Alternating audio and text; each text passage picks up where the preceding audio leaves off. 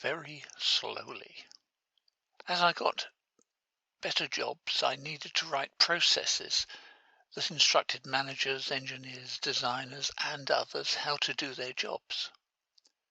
At this time, there were no word processors. Secretaries were the only ones with typewriters. They would take my handwritten notes, correct my spelling, grammar, and other errors, and produce beautiful typed versions of what I had meant to say.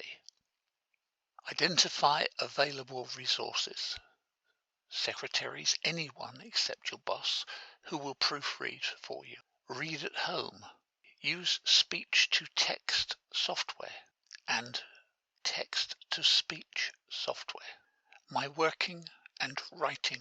I was working on a surface-to-air missile project and employed by Marconi. We employed several hundred engineers and designers and were subcontracted to British Aerospace. I was responsible for general engineering, quality and reliability. I had about a dozen people reporting to me and a budget of about $3 million. I wrote documentation that controlled all documentation from the top-level design requirements from the customer down to the documentation necessary to change the color of paint. To misquote Tolkien's Ring of Power, one document to rule them all and in the darkness bind them.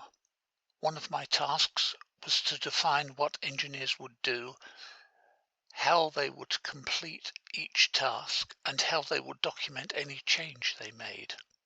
We employed about 300 people on that project who immediately hated me because my appointment prevented them from making changes on an ad-lib basis. The mass of paperwork was enormous. Then I was appointed minute secretary to the quarterly technical progress meetings with British Aerospace, the prime contractor, and 7 contractors, of whom Marconi was one.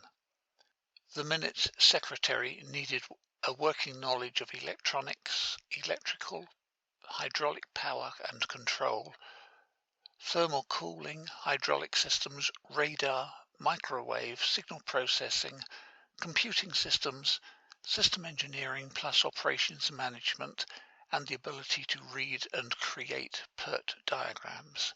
Somehow somebody considered that the person best suited for this task was a dyslexic who couldn't spell and didn't know his alphabet.